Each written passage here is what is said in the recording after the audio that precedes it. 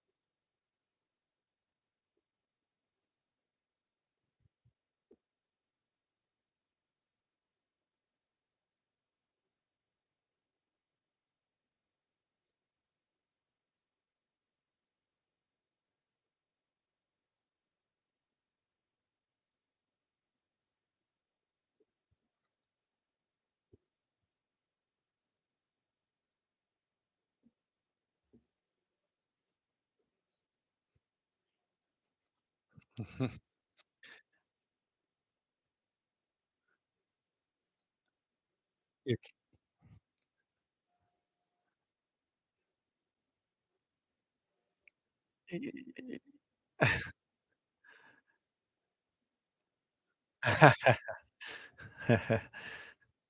There you go, thank you. Yeah, but you didn't.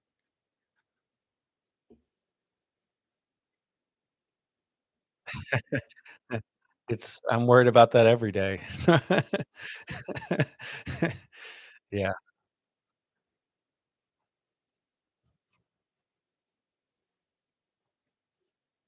Mm, that sounds like a speaking from experience, I don't know.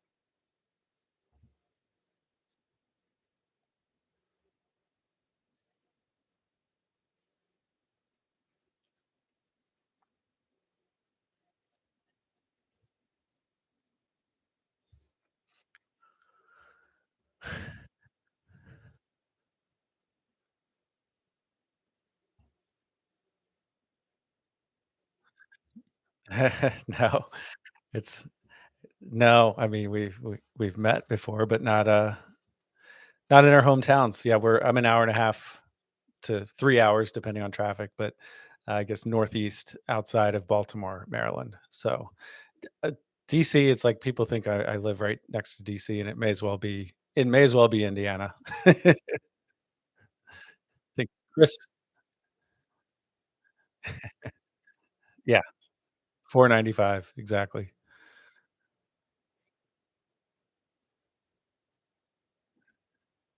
Well, yeah, I mean, Chris and I didn't meet for 4 years. I mean, we were co-fund managers and had JVs going together and then we started a podcast. Yeah, that was a weekly podcast and then a servicing company and took us, 4 years until we actually met in person.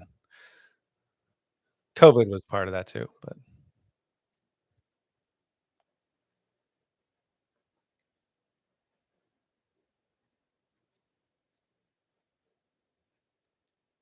no, I hopefully this year.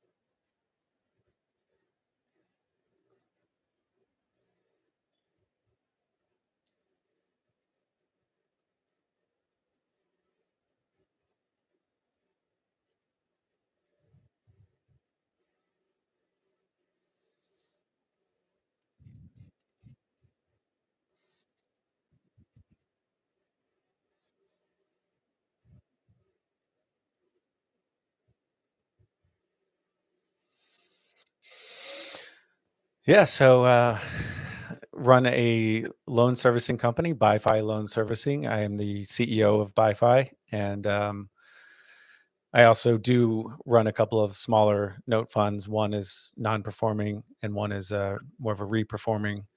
Again, first lien is my wheelhouse. I've dabbled.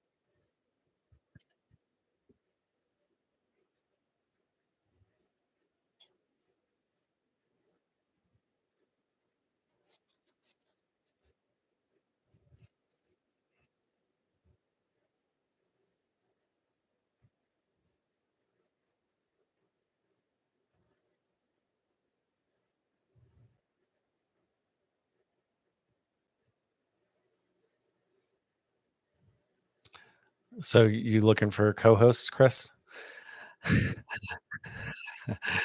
Just kidding. Chris and I used to co-host the Good Deeds Note Investing podcast, and before that, it was Gail Greenberg that started it with Chris. But anyway, my podcast is actually a little bit less. We do focus on notes and real estate some, but it's more tailored to the entrepreneur, and it's more human focused than most podcasts. And it's called From Adversity to Abundance. We just hit episode 100 a couple days ago, yesterday, and Shantae Duffy was featured on that episode, and that was largely about BiFi loan servicing. So I want to plug that episode 100 of From Adversity to Abundance. It's a fun. It's fun. It's my passion project. I love it. I learn a lot. It's and it's a little bit different than your typical note investing podcast.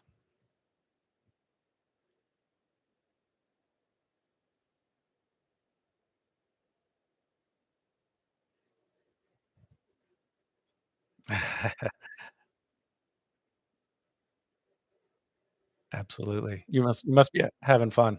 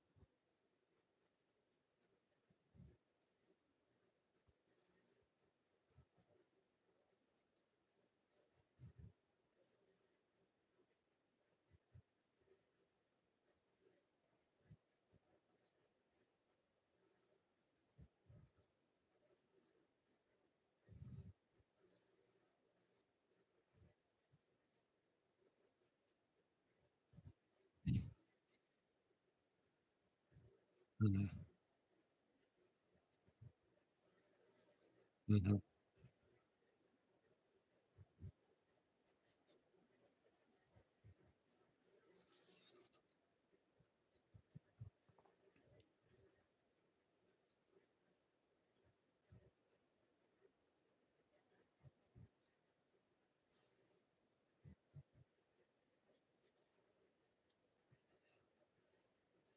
Yeah, that was really good at the time.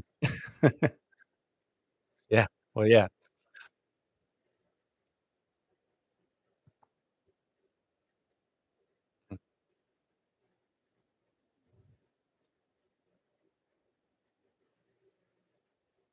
Mm.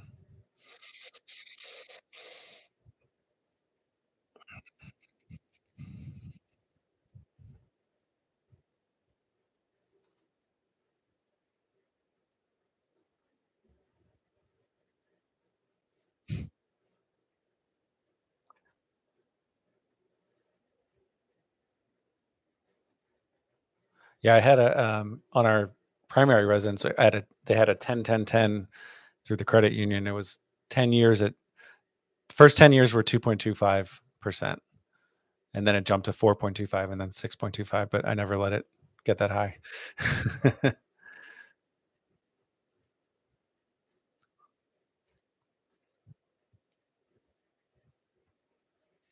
Yeah, but well, I was gonna say the one your question about headlines, I do recall a headline a couple weeks ago where people were I think it was on LinkedIn and somebody posted the article saying this is misleading, and the headline was about the spike in foreclosures, but which was factual compared to, you know, 6 months prior or whatever it was, but it's still, if you zoom out far enough, very, very low.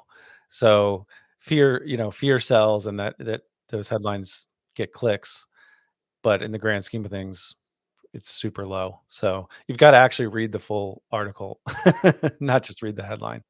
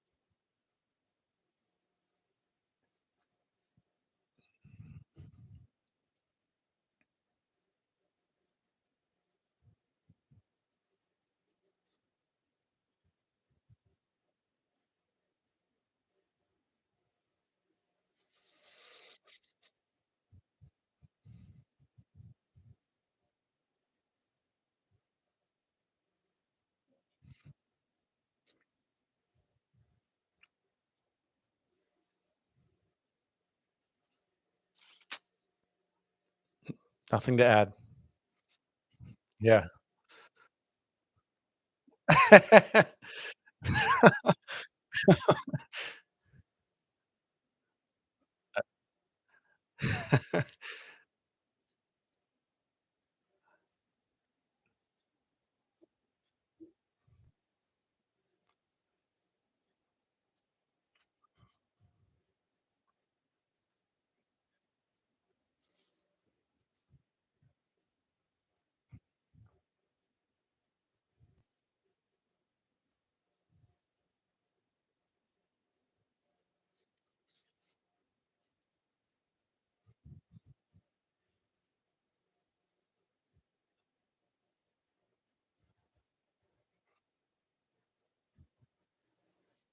Mhm.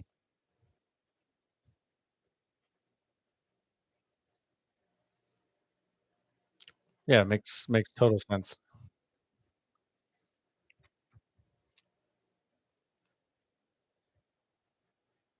Mhm.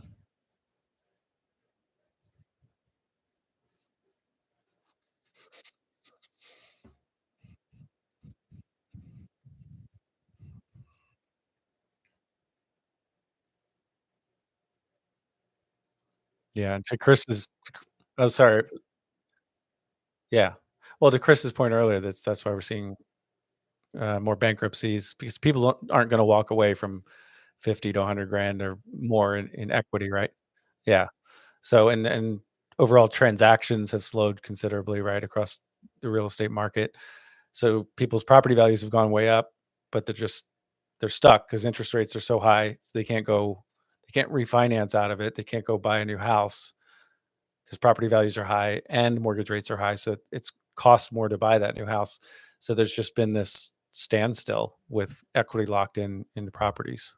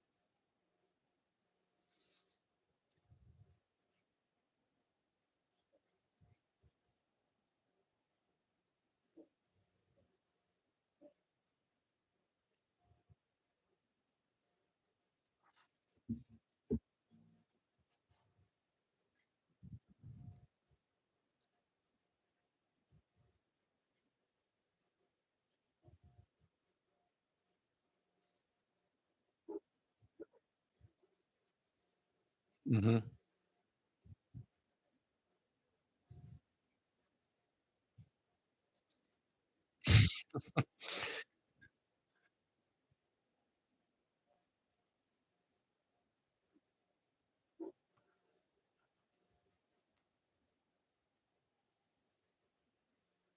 Yeah, and the amount of savings has gone significantly down as well, to which makes sense.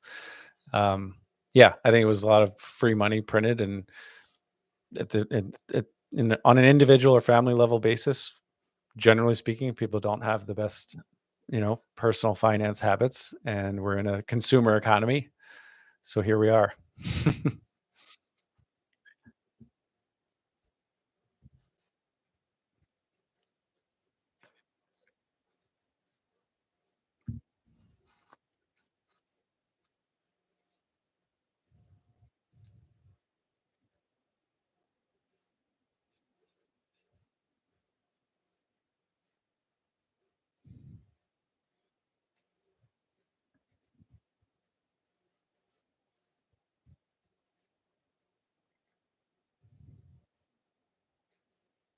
Mhm.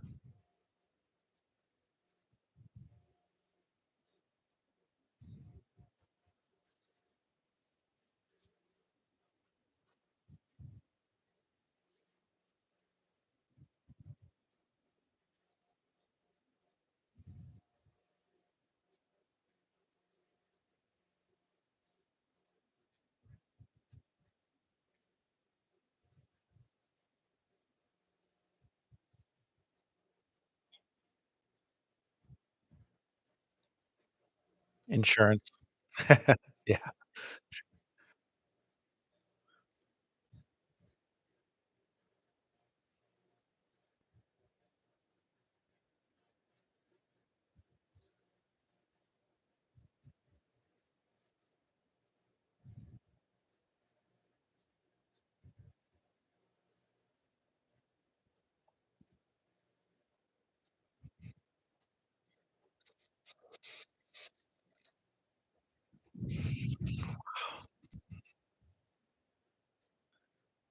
Wow. Your whole team's getting a raise, huh?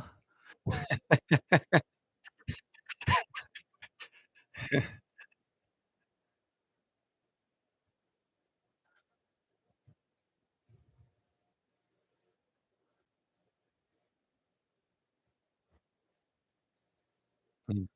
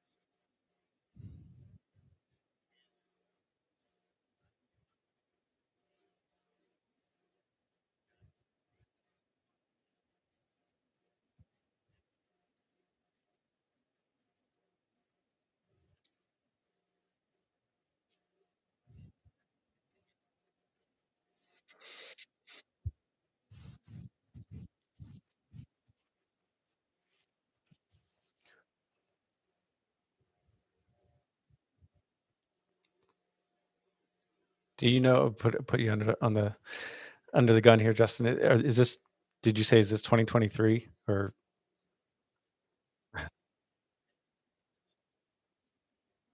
okay, got it.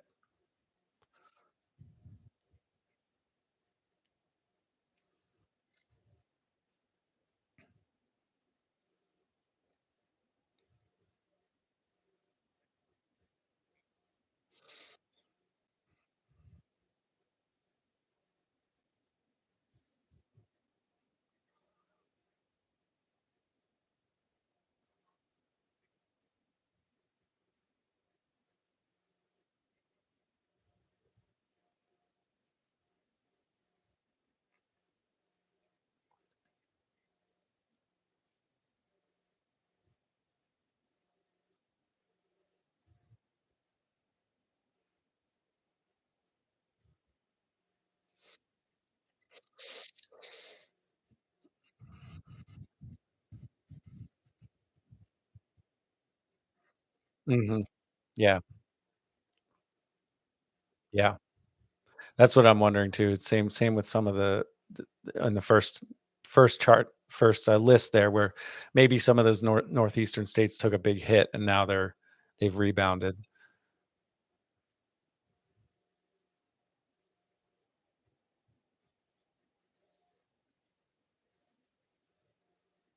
Hmm, mm.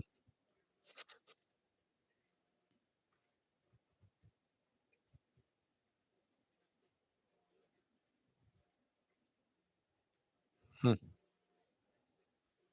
hmm.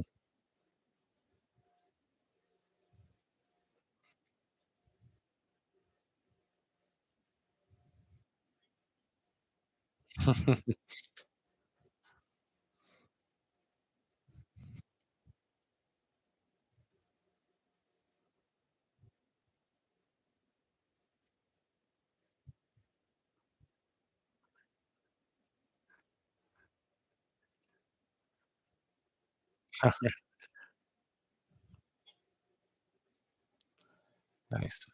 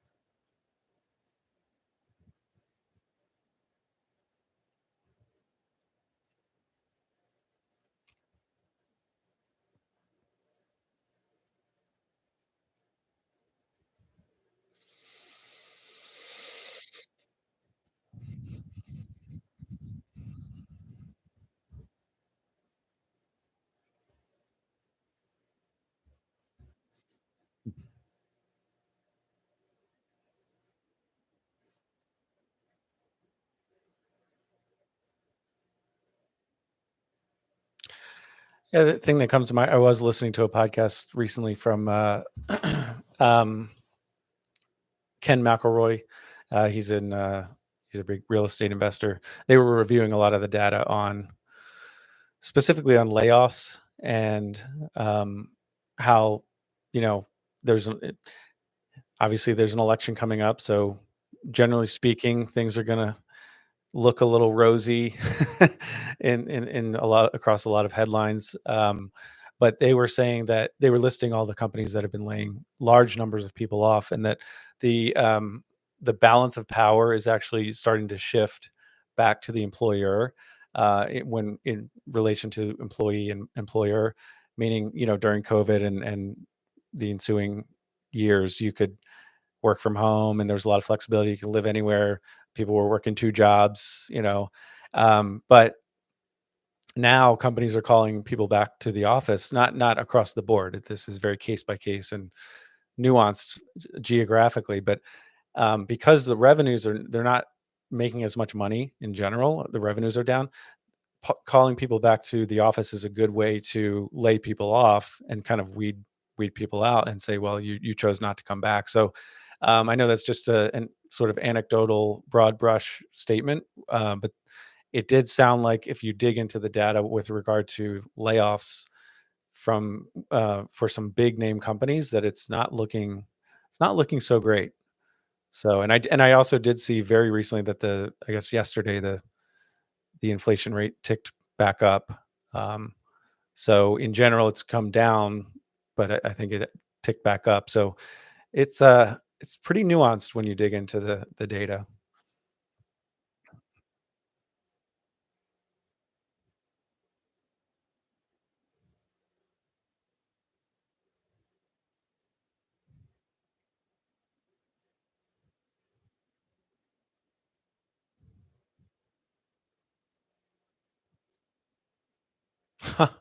Wow.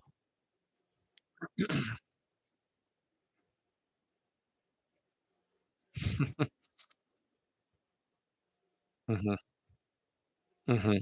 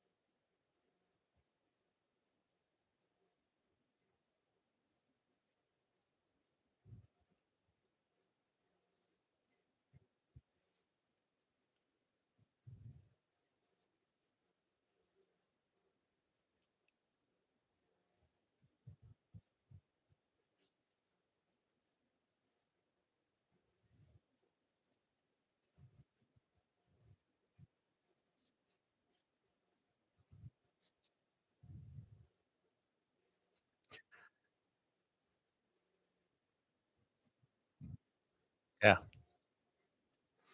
But I do agree that the government should help me lose weight. I think that's what you were saying, right, Chris?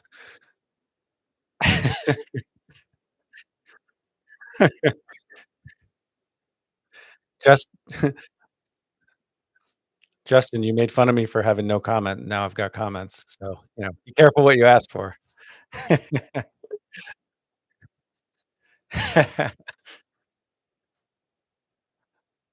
Right, right,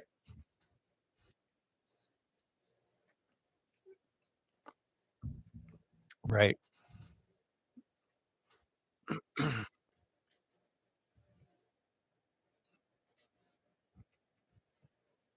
Mhm.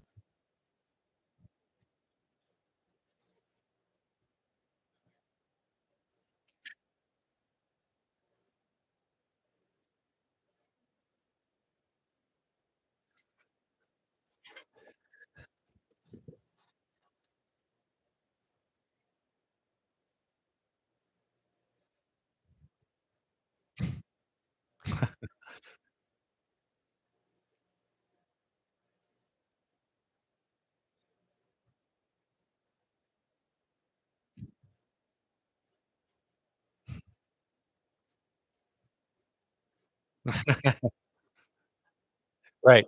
You should have gone to New Mexico or out of the country, right?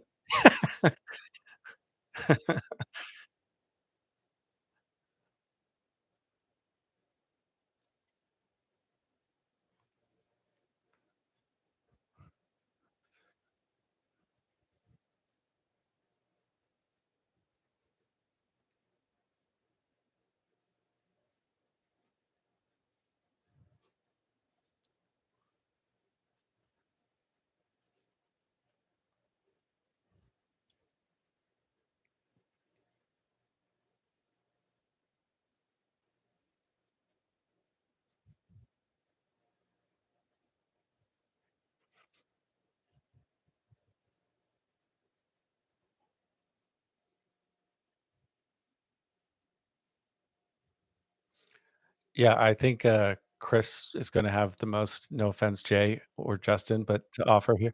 Um, but I do think that that's way easier said than done. Um,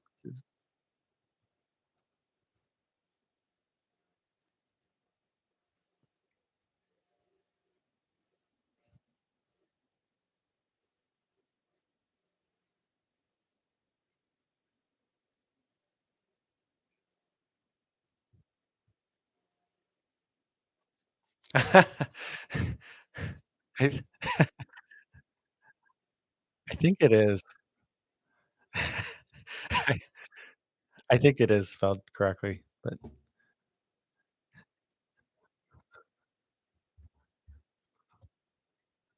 it is.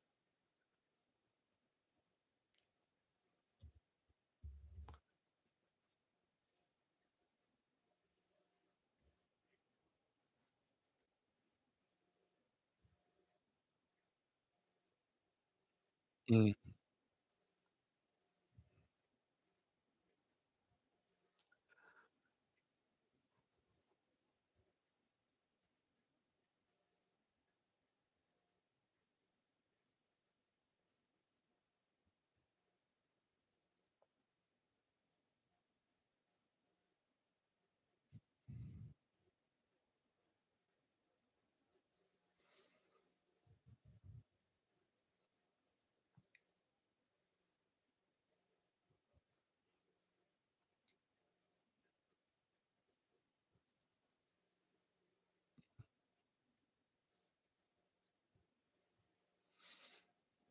Yeah. Well, I mean, a couple things. One, commercial is a very broad, you know, it really depends what we're talking about. And I know this particular article is office space. So office is absolutely in the crosshairs, if you will. But there are other elements within the commercial real estate space that I think are not hurting at all and likely won't be. Um, but yeah, I know. I mean, you can include multifamily in commercial when it comes to depending on how you define it. But I know in the multifamily space, a lot of the loans were going to be coming due this year Chris can probably speak to that some. Um, but so yeah, these like 5-year loans, where the end of the term was going to be coming due in 2024, and the NOI the property value is directly related to the NOI. So um, you can't the property value has come down, and you can't refinance out of that loan if you're the owner of the property. So that does put lenders in a tough spot. Yeah, I agree. In general, we're going to see some real pain, but I think it's nuanced across the specific industry within commercial real estate as well as geographically. So the phrase "it depends" doesn't sell real well, but it really does depend on what we're talking about specifically.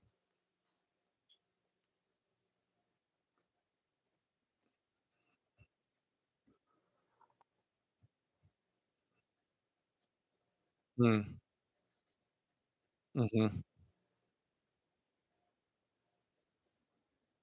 mhm,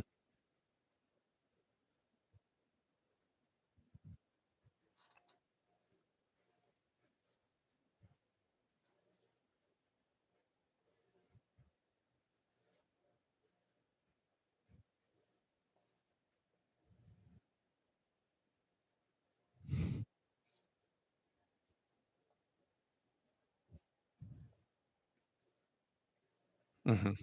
Right.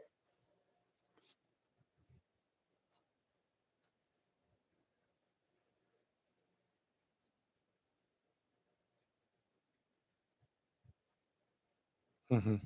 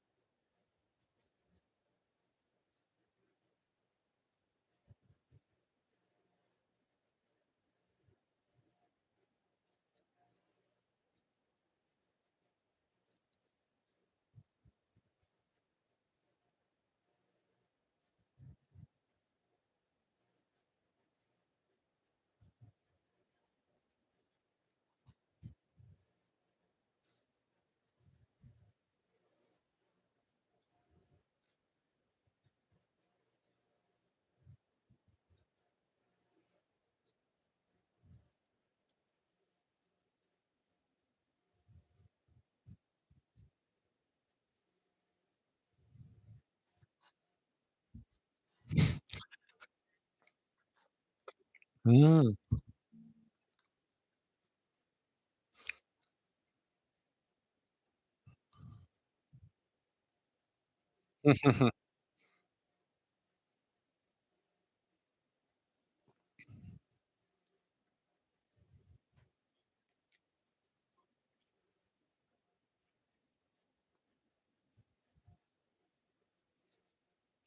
Hmm,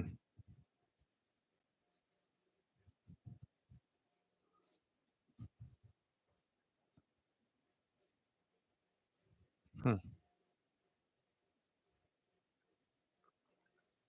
mhm.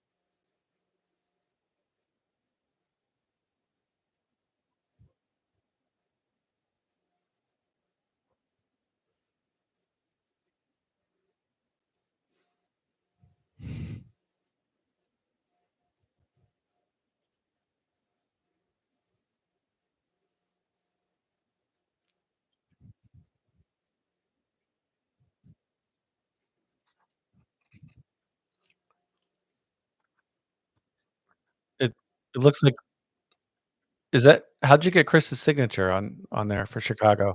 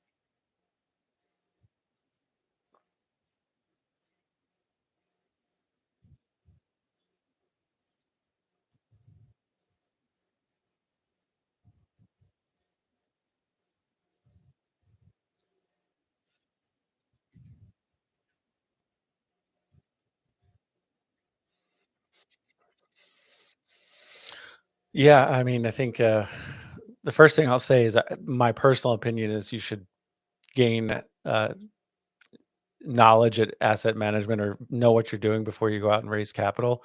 Um, because there are plenty of gurus out there teaching to how to go get capital when the person doesn't even know what the asset class is or how to do real estate or note investing. But with that caveat out of the way, completely agree. If you're going to scale, even if you have lots of money, it probably doesn't make sense to use all of your own money or only your own money in your business and your investing for your investing strategy. So what I've done, um, quite honestly, Chris was a mentor for me when I got into the note space. I've certainly used bank money for our rentals as well, but that's not really raising capital. I've I got to the point where I wanted to scale my note investing business, I initially did joint ventures, so the one to one, like Jay is talking about, although not with debt, um, where we'd buy the asset together. So you have a funding partner, and then I was the day to day manager of that asset. So I did a decent number of joint ventures, and then I also did hypothecations as well. So paying a specific return, and hopefully I make more than that. Hopefully the asset spits out more than that, and I make some money there. So no matter what, you're going to run out of your own capital, or at least the amount of capital that you've set aside to do your investing. So I think joint venturing is a decent way to go. Hypothecation is a good way to go. And then we've done the two note funds. My first note fund is winding down this year, and Chris and I started that fund together. It's a non-performing note fund that's closed for capital raising. My other fund is called the Integrity Income Fund. That is open for it's an income fund, so it's a kind of a slow, boring cash flow play, for the investor standpoint. But and in that fund, we purchase perform performing and reperforming first lien mortgage notes. So definitely smaller scale than Chris's fund. Chris, take it away.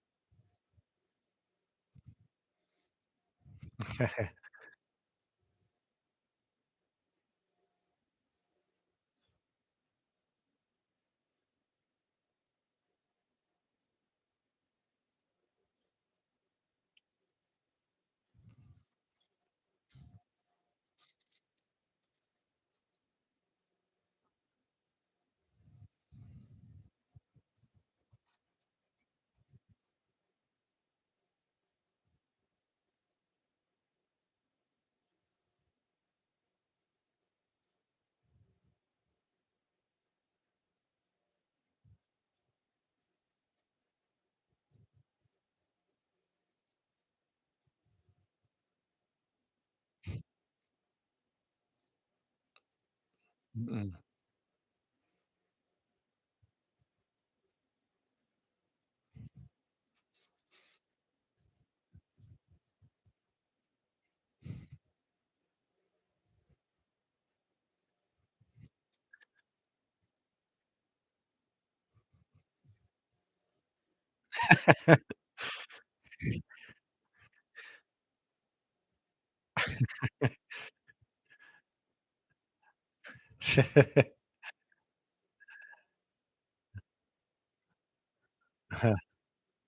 Oh, nice.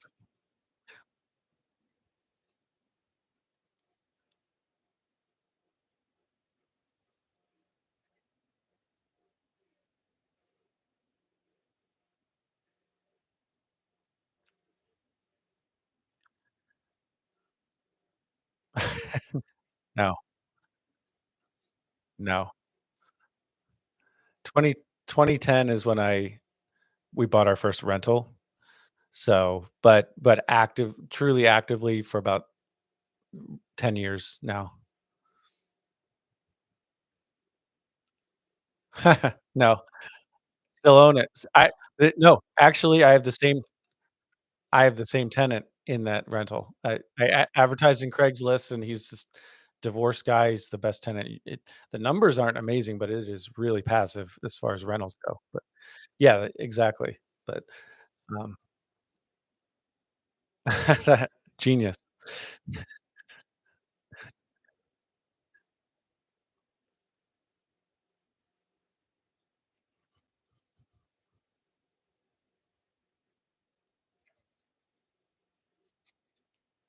Yeah.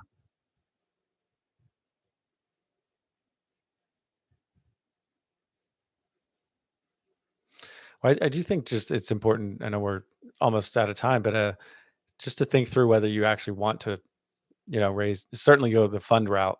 For anyone listening, it's not, as we've already alluded to, it's not passive. And when you get that, you sell off, Jay, if you're doing 1 to 1, you sell off the asset, you can return that money to your investor. Um, there may not be pressure to put that money back to work. When you're running a fund, all of a sudden you sell off a bunch of assets. You've got, I don't know, million, $2 million. You got to put that to work. There's a lot of pressure to put that to work, not just to report to your investors, but actually the asset management side becomes that much more challenging as well. So there's a lot to it. So it's not a small undertaking.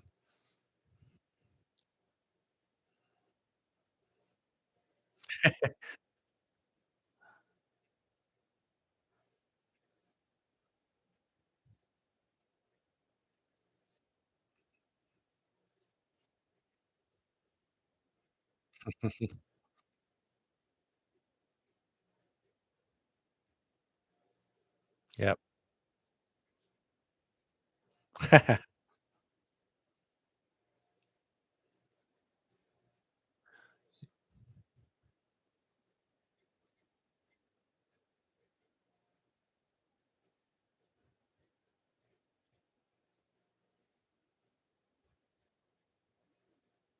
Yeah. Yeah.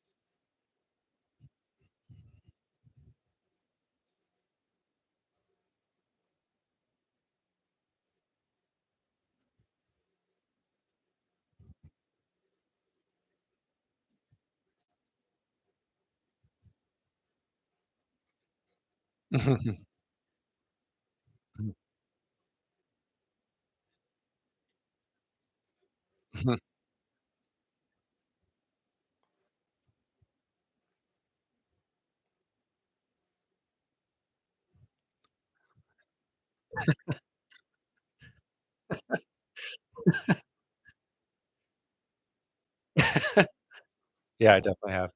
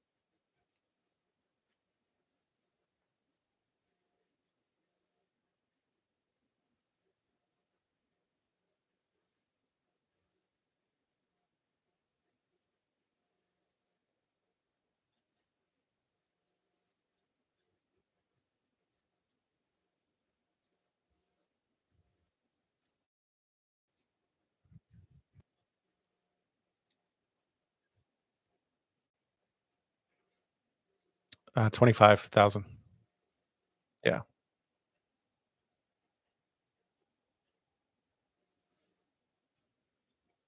And and my fund is f m mine's accredited investors only, just to clarify. But I think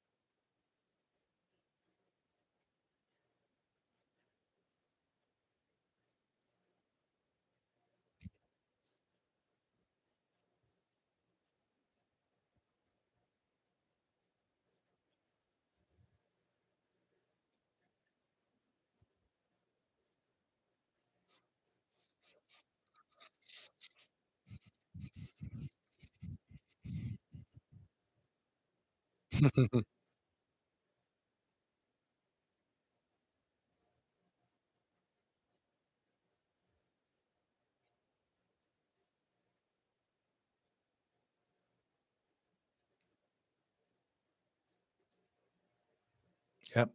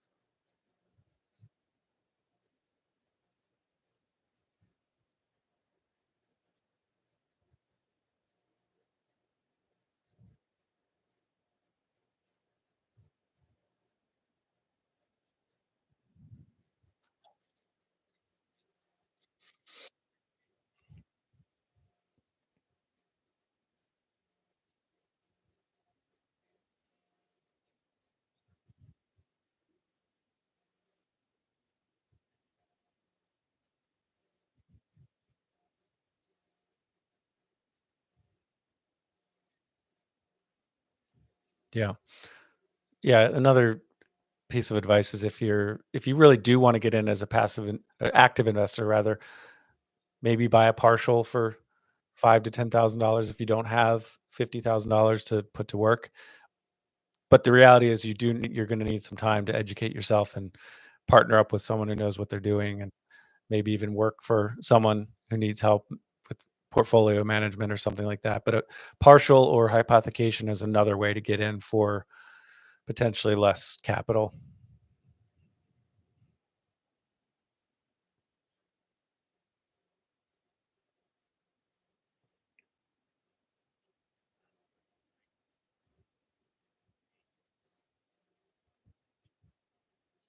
Yeah. Just be careful who you partner with. Google them.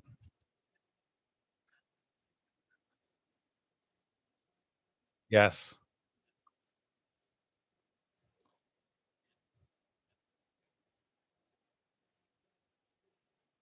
Yeah, because you don't wanna be I've heard the joke that a joint venture starts out with one partner has the capital, the other partner has the experience, and then they switch places at the end of the deal. You don't want that to happen.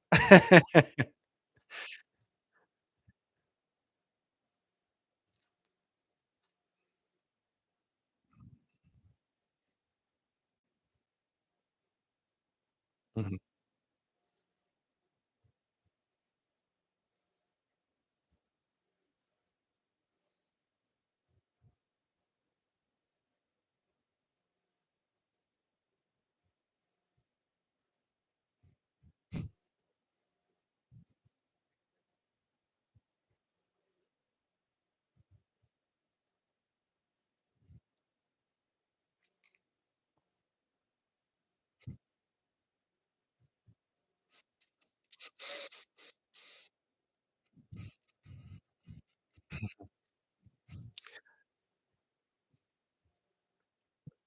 Yeah, I think that's one of the with note investing in general, that's one of the great things about it is that there's a low barrier to entry, right? So anybody can learn this. There's not a lot of licensing or compliance hurdles necessarily to get into this. But that's also the bad thing about note investing is there's a low barrier to entry. So, it can attract people who maybe don't have the same ethics or morals that we do. Yeah.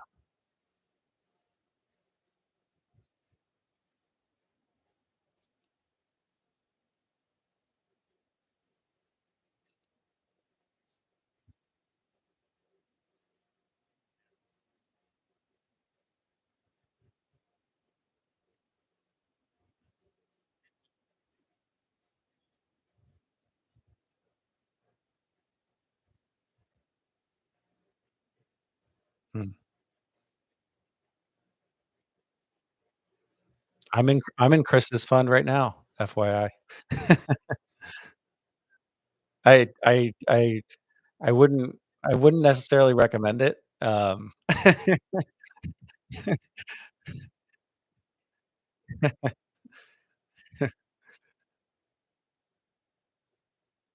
It's different.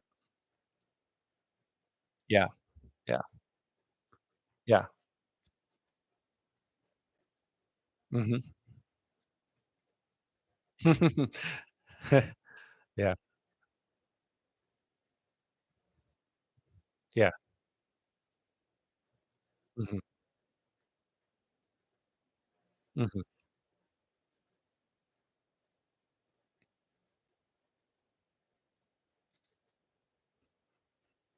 mhm.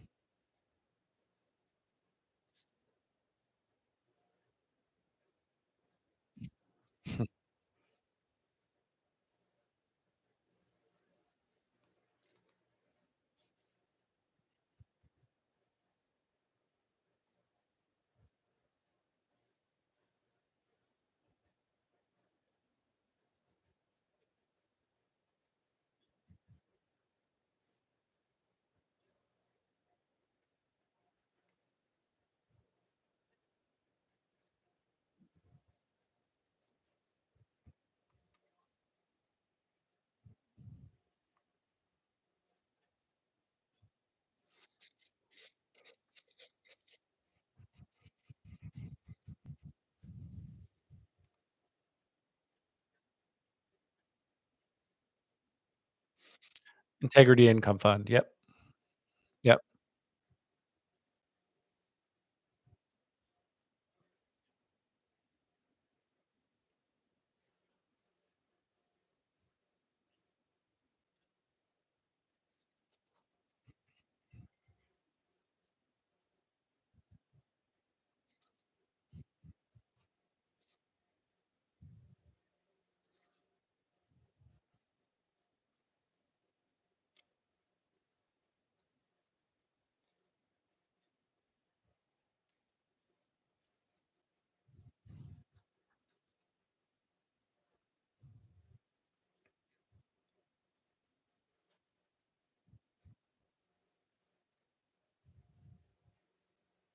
Yeah, I think that's great advice.